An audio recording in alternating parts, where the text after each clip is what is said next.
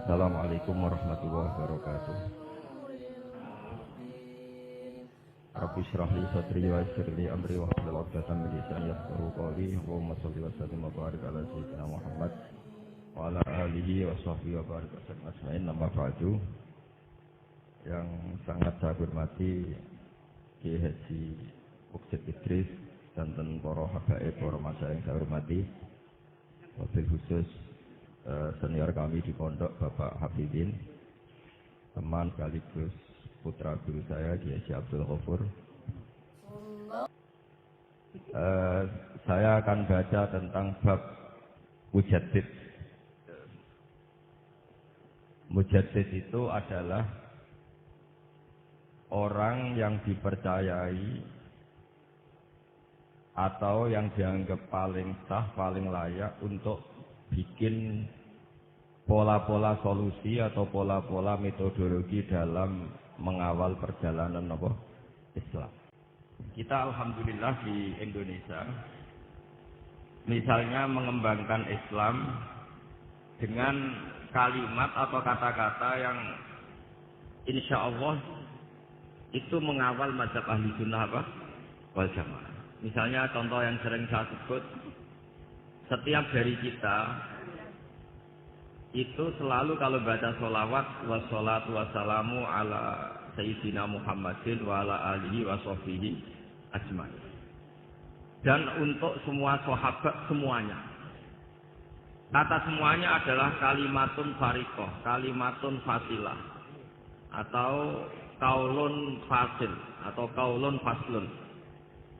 Ahli sunnah itu siapa? Adalah orang yang menghormati semua sahabat. Jadi ajma'in itu bukan sekedar kata rutin, tapi maklumat dari kita bahwa kita berkeyakinan bahwa semua sahabat adalah adil, semua sahabat kita hormati. Ini beda sekali dengan kelompok tertentu dalam Islam yang sangat menghormati Sayyidina Ali tapi sangat menghina Sayyidina Abu Bakar. Jika ajma ini jangan jadi rutinitas, tapi memang benar-benar maklumat dari kita untuk orang sekeliling kita, untuk anak cucu kita, untuk semuanya. Bahwa ciri khas ahli sunnah wal jamaah adalah ditandai dengan menghormati semua sahabat. Dengan tradisi pemaknaan seperti ini, maka kalimat ajmain atau kata ajmain ini keluar an ilmin wa an bayinatin, keluar dari rumus ilmu dan dari kesaksian ilmiah. Kesaksian ilmiah misalnya begini. Andai kan Abu Bakar itu mal'un, orang yang kena laknat, berarti Nabi itu salah pilih teman. Andai kan Sayyidah Aisyah itu mal'unah, berarti Nabi salah pilih istri. Jadi ketika kita tidak bisa detail secara ilmiah dengan argumentasi secara ilmiah, setidaknya kita memaklumatkan secara ijmal bahwa kita adalah menghormati wa sahbihi ajmain. Jadi itulah yang dimaksud Mbah Mun. Saya sering ngaji beliau dan beberapa kesempatan diberi penjelasan juga sama Gus Zufur sebagai putra beliau. Misalnya komitmen ahli sunnah diantaranya apa? Kita menghindari mengkafirkan orang Islam apapun dosanya. Ini juga ditulis oleh Mbah Mun di antara ciri khas ahli sunnah wal jamaah. Beliau menyebut salasun min aslil iman, ada 3 pokok dalam iman. Di antara yang beliau sebut adalah wala nukafiruhu bidzambin. Orang Islam tidak boleh kita kafirkan hanya karena melakukan dosa besar. Logika yang terbangun dari teori itu adalah sederhana. Misalnya Mbah Maimun itu paling gak suka namanya perang, chaos, karena agama ini sangat menghormati nyawa. Kullu muslimin ala muslimin tu haramun damuhu wa maluhu wa irdi. Yang paling diharamkan itu adalah pertumpahan darah. Wa is akhadna mitsaqakum la tasfikuna dima'akum. Pertama ada Bani Adam. Pertama ada peradaban Bani Israel. Pertama ada peradaban para nabi. Itu komitmen dasarnya apa? Jangan sampai ada pertumpahan darah. Kemudian Gus Zufur pernah cerita ke kita, kenapa Said berjanji itu menjadi mujaddid? Itu diantara alasannya itu. Ketika negara-negara lain perang, nyari hormat manhaj, ikut manhaj apa sampai perang, orang Indonesia bisa nikmati Islam lewat terbangan. Jadi yang lain perang, kita mencintai Nabi dengan asik pakai apa? Terbang.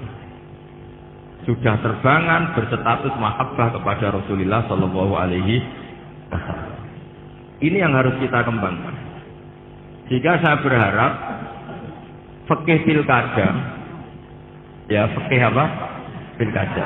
Yang tadi disindir katanya datang ikhlas tidak demi apa tadi? Uang itu. Saya nggak ngerti itu tadi bahasa Thailand atau mana, nggak tahu. Saya itu tertawa itu karena nggak paham. Wah, ada bangsa Indonesia yang bahasanya gitu itu. Jadi saya itu tertawa karena nggak paham. Tapi ngerti lah arahnya. Saya pernah mengkaji fikih pilkada sama teman-teman. Itu cara berpikir juga darul mafasid muqaddamun ala jabil masalah. Dulu orang untuk jabat itu harus duel, harus tarung. Misalnya ada dalang ingin dapat istrinya dalang yang lain yang cantik, itu ya tarung, yang menang terus dapat. Sampai ada kerajaan Sumenep juga gitu, ada kerajaan di mana perang terus sebagian kalah lari kemana, sebagian terusir lari kemana. Dulu itu semuanya pakai perang. Sekarang alhamdulillah perebutan kekuasaan itu lewat pilkada. Apapun di situ ada bohongnya, ada nggak bener-benernya sedikit.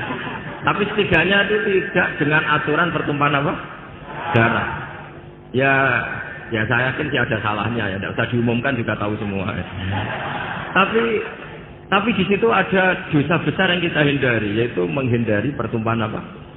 Darah. Ini sudah membaik dari dulu perebutan kekuasaan lewat pertumpahan darah, sekarang lewat seni merebut hatinya masyarakat. Kalau masyarakat sukanya senyum ya dikasih senyum. Kalau sukanya uang ya tidak tahu ya. Oleh masalah. Karena memang yang namanya pilkada itu merebut hati pemilih. Masalahnya terus kaifiahnya itu apa? Ya tidak tahu itu, saya kan tidak calon bupati, tidak tahu. Itu lebih pinter. Ya saya akan baca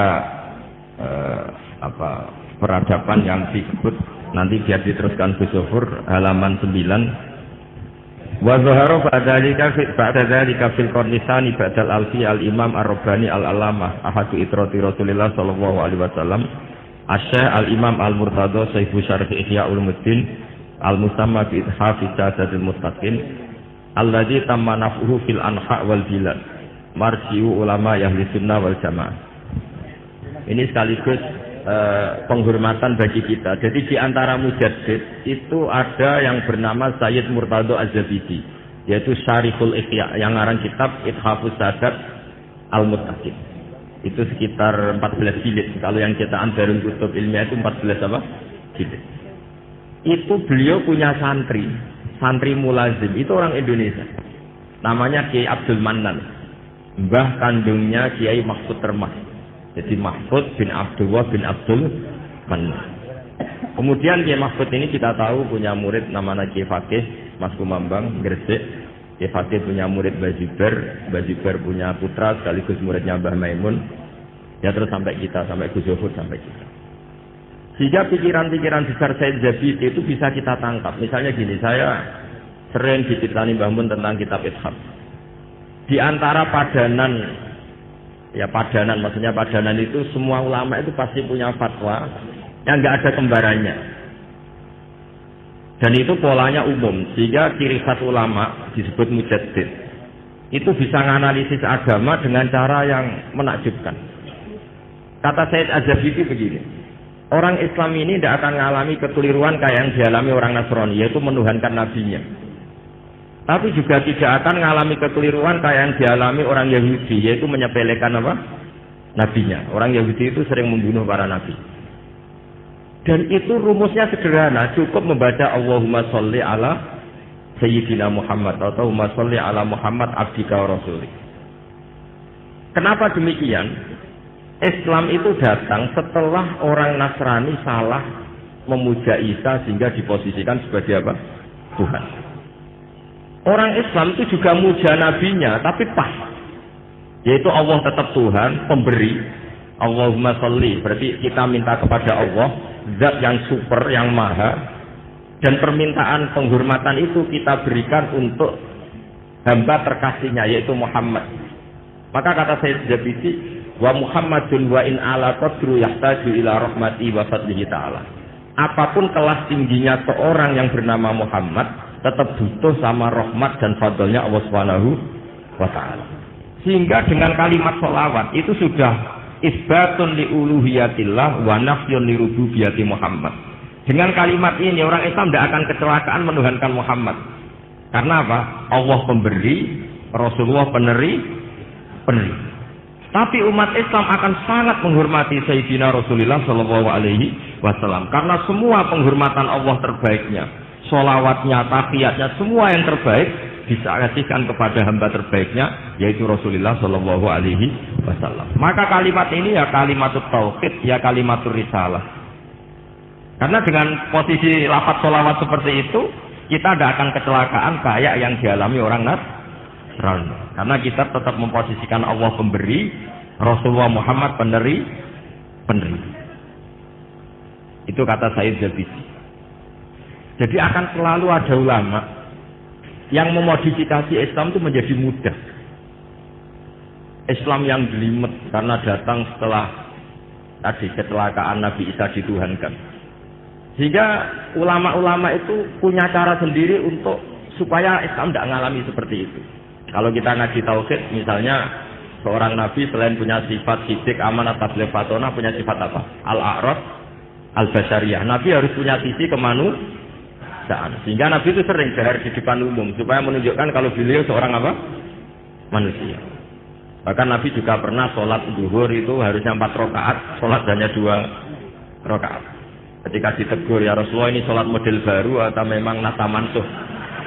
Karena kalau model baru mereka senang kan, berarti mulai besok sholatnya tidak 4 rakaat tapi 2 rakaat karena kategorinya nasah apa? Nasah mansuh. Tapi Nabi memberi penjelasan, tidak, saya tidak lupa. Akhirnya Nabi menambahkan 2 rakaat, masyhur itu cerita itu. Terus kata Nabi, ma kuntu ansa walakin unassa li as-sunnah. Saya ini sebetulnya tidak pernah lupa, tapi didesain Allah lupa supaya bisa bikin apa? Sunnah. Tapi apapun itu menjadi sangat basyariah. Seolah lagi apapun itu sangat apa? Basyariah. Dan basyariah Nabi ini menguntungkan Islam, yaitu ciri khas Islam adalah menuhankan Allah saja dan selainnya apapun hebatnya, meskipun seorang Rasulullah Muhammad tetap namanya abduhu wa rasuluh. Nah, hal-hal seperti ini terus kemudian dilakukan oleh Imam Ja'far Al-Barjanji secara mudah. Kita sholawatan, kita terbangan. Dengan cara seperti ini pula kita mahabbah Rasulullah semahabbah-mahabbahnya tanpa mendudukkan Rasulullah Muhammad sebagai itu Tuhan. Karena kita selalu meminta Allahumma, Allah engkau, kita semua meminta kepada engkau supaya sholawat engkau berikan kepada kekasihmu. Berarti fawwahu wal mu'ti, Allah adalah pemberi, Nabi adalah penerima. Maka terus statusnya jelas bahwa Allah adalah selalu Tuhan, Rasulullah adalah abduhu wa rasul.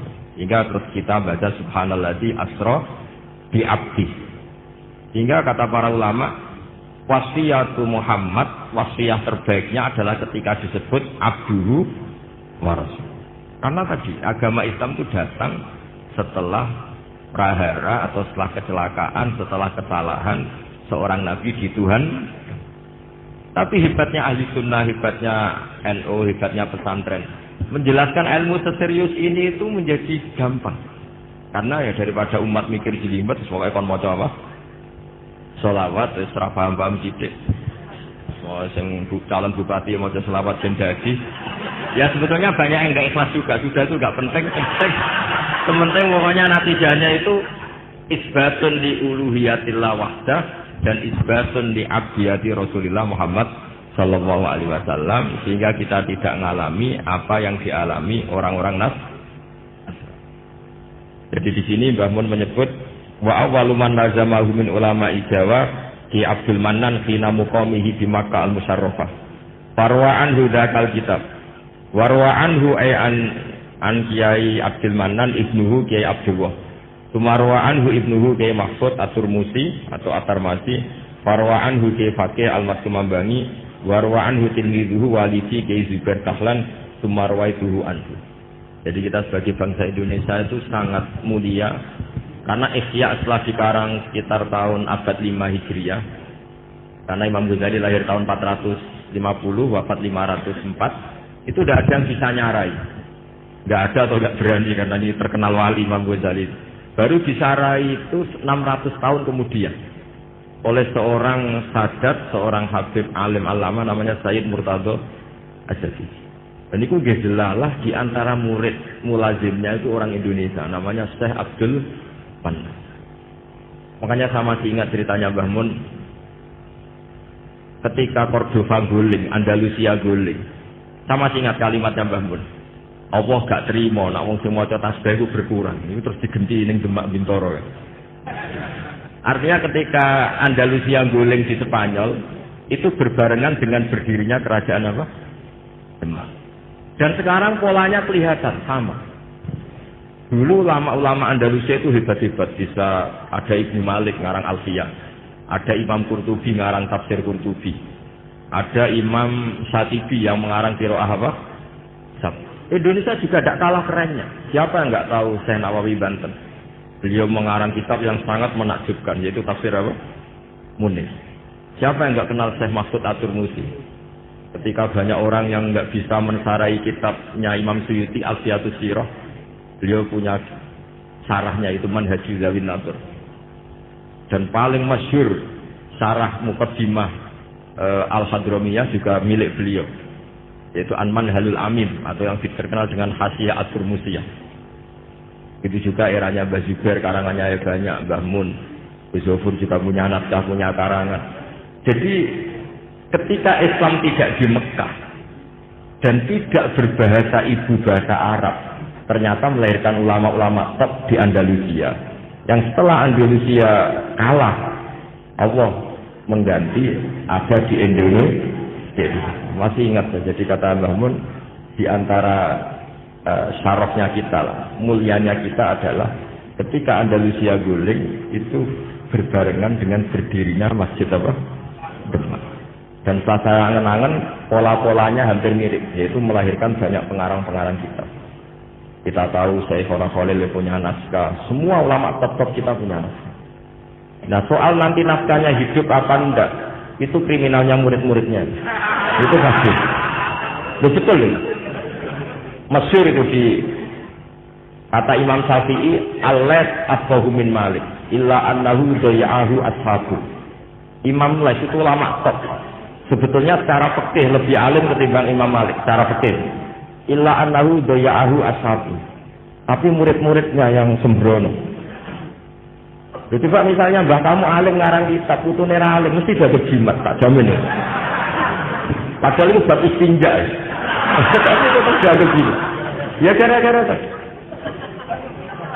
Makanya saya berkomitmen sama Gus Zofur untuk terus baca kitabnya Mbah Mun, karena pasti murid top enggak itu terserah, apa guru top enggak itu terserah muridnya. Itu sudah jelas. Kalau Mbah Zubair andaikan tidak punya putra Mbah Mun, mungkin nggak seramai itu. Orang nggak bahas Mbah Zubair lagi andaikan tidak ada Mbah Mun. Andaikan Mbah Mun tidak punya murid-murid, tak punya utamanya putra-putranya, mungkin orang nggak bahas Mbah Mun lagi suatu saat. Makanya kata Imam Syafi'i ketika komentari Imam Lais, "Al-Lais afqahu min Malik, illa annahu daya'ahu ashabu." Imam Lais itu lebih fakih ketimbang Imam Malik. Imam Malik nasibnya baik, beliau punya murid top namanya Imam Syafi'i. Jika kitabnya Mudawwan, Imam Syafi'i punya murid Imam Buaiti, Mudawwan, Imam Muzani. Setelah itu ada Mukhtasarul Muzani. Setelah itu dimukhtasar lagi oleh Imam setelahnya. Ada Imam Rafi'i, ada Imam Ghazali. Setelah itu terus mulai Imam Haroman, Imam Ghazali, terus Minhajul Talibin, Imam Nawawi, terus sampai Syekh Zakaria Al-Ansari. Dulu namanya kitab Setelah itu jadi Mukhtasarul Muzani. Setelah itu jadi Nihayatul Matlab fi Dirayatil Madzhab dikarang Imam Haroman. Setelah itu Imam Ghazali Al-Wasit wal Bajid. Setelah itu Imam Rafi'i. Setelah itu Imam Nawawi. Setelah itu terus Imam Nawawi menamakan kitabnya Minhajul Talibin. Syekh Zakaria Ansari mengarang namanya Manhajul Tulab. Ya sama pola-polanya. Tapi yang penting kitab ini tidak hilang. Saya sampai sekarang belum pernah tidak baca kitabnya Mbah Mun. Mulai Mbah Mun Sugeng sampai sekarang di murid-murid saya, di muhibin saya. Karena saya tidak ingin menjadi tersangka kayak anak buahnya Nyam. Ya, saya kira demikian. Assalamualaikum warahmatullahi wabarakatuh.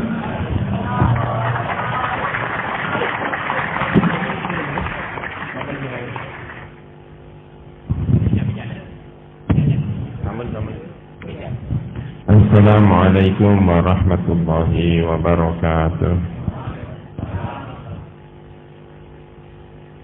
Bismillahirrahmanirrahim. Alhamdulillahirabbil alamin wassalatu wassalamu ala asyrafil anbiya'i wal mursalin sayyidina wa maulana Muhammadin wa ala alihi wa sahbihi ajma'in. Amma ba'du. Para habaib, para alim ulama, para kiai, hadirin semua yang malam ini berbahagia, kita ketemu dengan Gus Baha, dengan para alim ulama. Ada keluarga besar Pondok Pesantren Nas'atul Ulum, Nas'atul Muta'allimin, ya mohon maaf ya, Kiai Munib dan kiai-kiai yang lain. Ada Pak Kiai Hafizi, ya, Bapak Bupati yang terhormat, Bapak Kiai Bushro, para calon bupati hadir ya. Alhamdulillah. Juga para pimpinan Nahdlatul Ulama cabang Sumeneb, PCNU Sumeneb, yang akan segera berakhir masa khidmahnya, akan segera diganti dengan calon-calon yang baru, para alim ulama, calon-calon bupati, ya, semuanya saja yang hadir. Bahagia sekali malam hari ini ikut hadir mendengarkan ngaji bersama tadi Gus Baha, ya, cerita tentang ulama-ulama yang punya murid yang hebat-hebat. Rasulullah juga punya murid yang hebat-hebat, ya.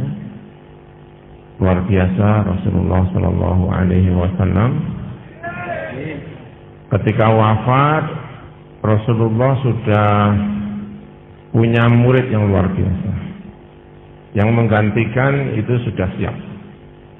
Pak Kiai Bushro mau lancar, yang menggantikan insya Allah hebat-hebat. Kira-kira ya. Semoga gitu ya. Amin ya Rabbal alamin. Gitu ya. Rasulullah itu wafat, kata Sayyidah Aisyah ya, wadir'uhu marhunatun inda yahudiyin fi salasi nasro'an min syair. Bisa apal itu. Kanjeng Nabi wafat itu pakaian perangnya itu digadekan 30 stok. Satu stok itu satu zakat fitrah 2,5 kilo. Ya. Kalau kali 30 berapa berarti? 60 berapa? 75 ya. 75 kilo syair. Syair itu gandum yang kurang baik. Yang baik itu qamah. Itu mengesankan betul. Kanjeng Nabi, pimpinan negara, orang alim, orang top, wafat digadekno. Rumahnya Pak Bupati digadekan kira-kira. Gadekno ya kan? Luar biasa. Nah, yang menggantikan Rasulullah itu yang disebut kemudian Al-Khulafa Ar-Rasyidun, karena tadi Gus Ba menyebut murid-murid itu tadi ya.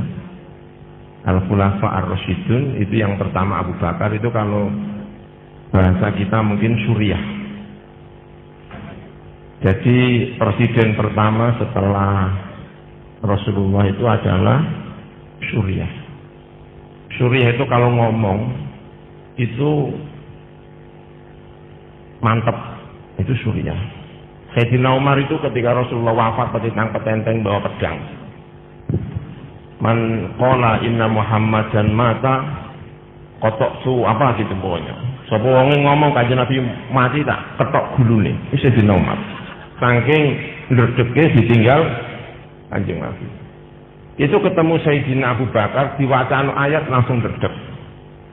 Wa ma Muhammadun illa rasulun qad khalat min qablihi rusul afa immata aw qutilan qalabtum ala aqabikum wa man yanqalib ala aqibaihi fala yadurullah syai'an.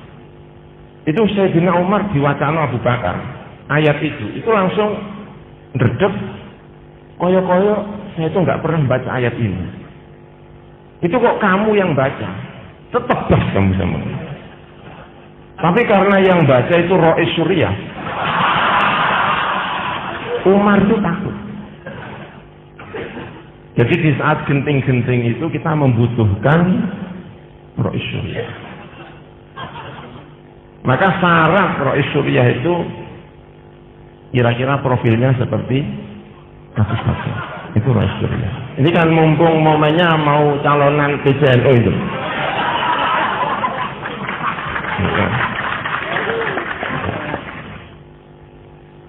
Jadi yang menggantikan Rasulullah itu genting karena ditinggal Rasulullah, butuh tentrem, butuh tenang, maka yang dipilih adalah Abu Bakar. Ketika tenang, maka kemudian yang dipilih adalah Sayyidina Umar.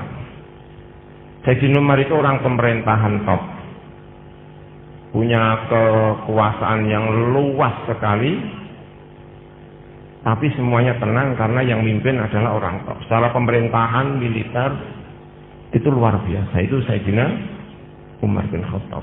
Jadi negara ini kalau dipimpin Suriah itu ya pantas. Makanya kalau yang mimpin Pak Kiai Busra itu ya pantas, Abu Bakar itu Suriah. Jadi kemudian dipimpin oleh Sayyidina Umar. Orang yang top bisa itu murid-muridnya Rasulullah. Makanya itu tadi, jangan sampai kita menjadi murid menyia-nyiakan gurunya itu tadi. Yaitu Sayyidina Umar bin Khattab. Dan itu juga orang-orang yang luar biasa. Rasulullah wafat, bajunya digadekan untuk utang 30 sok syair. Itu benar-benar ada di kepala Sayyidina Abu Bakar. Sampai Sayyidina Abu Bakar itu ketika menjabat pemerintahan itu digaji nggak mau. Itu nggak mau. Itu Sayyidina Abu Bakar betul itu nggak mau digaji. Sampai Sayyidina Umar yang maksa. Abu Bakar, dulu sebelum kamu jadi seorang presiden kamu itu dagang. Sekarang kamu tidak lagi bisa dagang, kamu harus mau menerima gaji. Tapi sekarang presiden semakin berdagang. Ya. Dulu Sayyidina Abu Bakar jadi presiden, selesai tidak mau berdagang. Ketika wafat, gajinya ditebus. Dulu saya dapat gaji berapa, selama saya menjadi presiden gajinya berapa. Itu pesan sama keluarganya, tolong semuanya dibayar.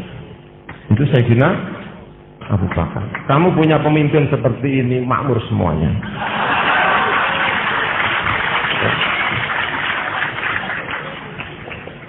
Lalu Sayyidina Umar bin Khattab, karena ingat Rasulullah jadi presiden, wafat menggadekan baju perangnya itu. Itu Sayyidina Umar.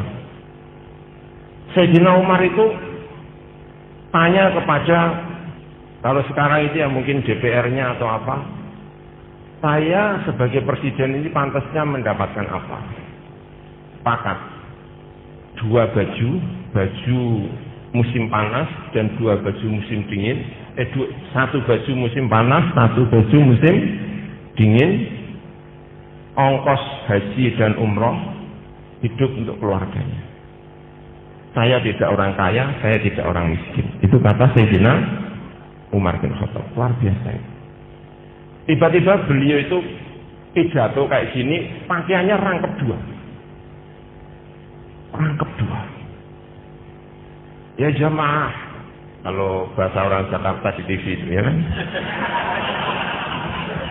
Ala tastami'una, dengarkan saya mau pidato. Salman berdiri.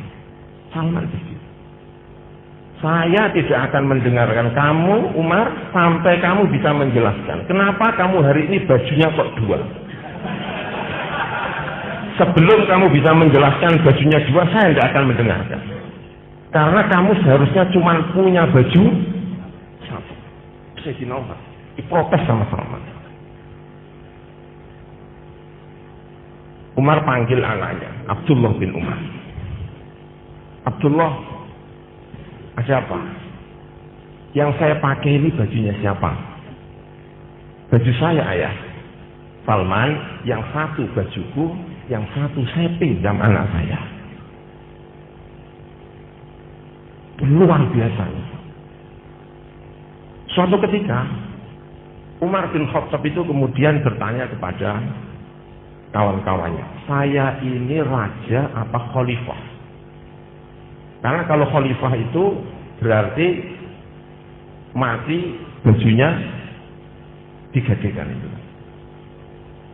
Itu kalau mau disebut khalifah.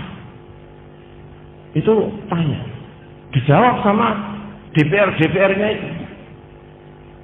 Kalau kamu mengambil uang memberikan kepada yang berhak, maka kamu khalifah. Tapi kalau kamu mengambil uang tidak kepada yang berhak, maka kamu namanya raja. Itu Umar bin Khattab. Sekarang mau memilih presiden apa memilih khalifah?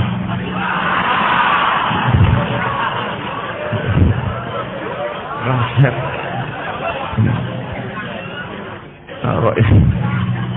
Ini kan momennya momen yang pilkada dan apa namanya presiden itu ya. Itu yang luar biasa dari para khalifah-khalifah kita ya. Sayyidina Ali. Sayyidina Ali. Insyaallah Sayyidina Ali. Menurut riwayat anaknya di hari lebaran itu harus pinjam ke Baitul Mal untuk bajunya, perhiasannya ketika hari lebaran. Tanpa itu semuanya tidak akan bisa disebut sebagai seorang khalifah. Itu luar biasa yang diajarkan oleh Rasulullah Shallallahu Alaihi. Jadi Rasulullah itu punya murid-murid, yang pertama itu Suriah, Sayyidina Abu Bakar itu tadi. Ini nanti kalau milih Rois Suriah itu wajahnya diawasi itu. Kayak Abu Bakar apa enggak? Suriah, Sayyidina Abu Bakar. Yang kalau ngendiko itu ini. Kayak misalnya gini loh ya. Saya misalnya kehilangan uang 1 juta. Saya kehilangan uang 1 juta, itu kan ya sedih. Itu kalau ada orang ngomong bukan Suriah sama saya, Gus sabar Gus, tak kampleng. Kowe ora ngrasakno kehilangan duit 1 juta. Tapi coba bayangkan kalau yang ngomong gitu tuh Mbah Maimun, guru saya, ayah saya, orang yang saya hormati, tiba-tiba manggil saya, Pur, awakmu kehilangan duit 2 juta nggih, Mbah. Sing sabar ya. Iku sedih langsung hilang. Kenapa? Karena yang bicara Rois Suriah. Makanya kalau kita punya Rois Suriah yang seperti ini, itu konflik-konflik tanfibiah itu nggak masalah.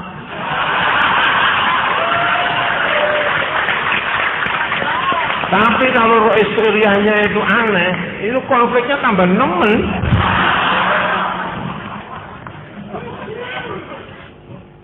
Ya.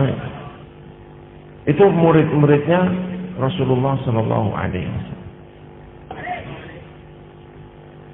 Lalu yang menggantikan Rasulullah ketiga itu pedagang. Maka kita butuh pedagang. Jangan sampai pedagang itu keluar dari umat Islam. Perbanyak para pedagang. Setelah Suriah militer, lalu pedagang.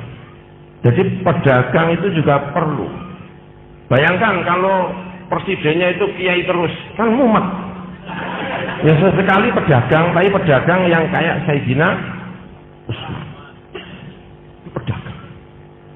Itu murid-muridnya Rasulullah SAW, pedagang top. Ketika perang Tabuk. Namanya Ghazwatul Usrah, perang yang sulit. Lawan yang dihadapi bukan orang Arab, tapi Imperium Romawi. Rasulullah butuh terhadap donasi dari para pedagang, para orang-orang top. Itu Sayyidina Utsman. Itu membawa 300 unta. Iku nek unta siji regane mbok pira ya? Fortuner ya. Itu 300. Masih membawa 1000 dinar. Sampai Rasulullah itu pidato. Setelah ini Utsman nglakoni apa ae gak masalah. Wong bantu kok semono ki. Ada Utsman, insya Allah proposal tidak ada yang pergi ke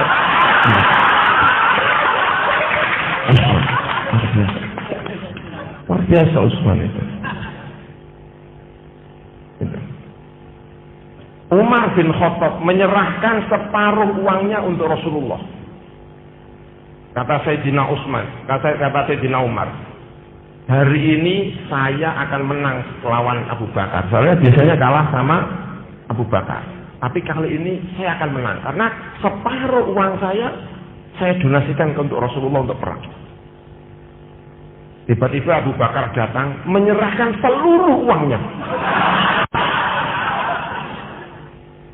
Kata Sayyidina Umar, sekarang saya tidak akan pernah menang melawan umat. Luar biasa. Ya. Itu para pimpinan-pimpinan kita. Sampai Umar tadi ngomongnya, sekarang saya tidak punya harapan untuk menang lawan Abu Bakar. Karena saya separuh menyerahkan Abu Bakar seluruhnya. Luar biasa. Hanya kita butuh orang-orang yang seperti ini. Ya. Umat Islam itu butuh yang, ini kan cerita ya kan, ceritakan ya, nggak apa-apa, buat nostalgia lah. Bahwa kita itu punya pimpinan-pimpinan yang luar biasa kayak gini ya. Lalu terakhir Sayyidina Ali. Yang memimpin adalah ilmuwan, intelektual, ulama. Jadi setelah Suriah militer, pedagang, lalu penggawane ngojang ngaji. Sayyidina Ali. Orang kalau kalah paling bisa dijadikan contoh itu Sayyidina Ali. Maka nanti kalau pilkada ada yang kalah, semoga yang kalah niru Sayyidina Ali. Semoga, ya. Karena berat. Tapi insya Allah melihat Sayyidina Ali itu luar biasa. Ketika Sayyidina Abu Bakar itu dilantik jadi khalifah, kata Ibn Abbas, kata Abbas, dan juga kata Abu Sufyan, seharusnya yang berhak itu kamu kok Sayyidina Ali. Enggak. Kalau orang sudah milih Abu Bakar, saya tetap menjadi rakyatnya Abu Bakar. Ini Sayyidina Ali. Saya jadi pembantunya Sayyidina Abu Bakar, saya siap. Maka kemudian Sayyidina Ali kalah, tetap menjadi pembantu terbaiknya Sayyidina Abu Bakar. Lalu pilihan khalifah lagi, kalah dengan Sayyidina Umar. Pembantu terbaiknya Sayyidina Umar adalah Sayyidina Ali. Laula Ali lahalaka Umar. Itu kata Sayyidina Umar. Kalau saya tidak bantu sebaik Ali, saya ini rusak. Kenapa? Perubahan sosial begitu cepatnya, sementara yang punya ilmu Sayyidina Ali. Sampai Sayyidina Ali itu bilang, ana waziran khairun minni khalifatan. Saya sebagai seorang pembantu lebih baik daripada seorang khalifah. Makanya kalau ada yang kalah, tiru siapa? Sayyidina Ali. Nanti ini juga begitu ini kan. Ini kan ada yang milih sana, ada yang milih sini. Nanti kalau kalah, pilih Sayyidina Ali, insya Allah beres. Amin ya Rabbal alamin. Maka semuanya tentrem. Karena Rasulullah Shallallahu Alaihi Wasallam punya murid-murid yang luar biasa. Orang hebat itu bukan karena dirinya, orang hebat karena murid-muridnya. Itu yang salah satu menjadi ciri besar tadi disampaikan oleh Gus Bahak. Imam Lais doya'ahu ashab. Punya murid yang hebat-hebat. Kita ngaji kepada Mbah Maimun, saya salah satu kenapa Mbah Maimun itu kok disebut orang hebat? Karena muridnya hebat-hebat.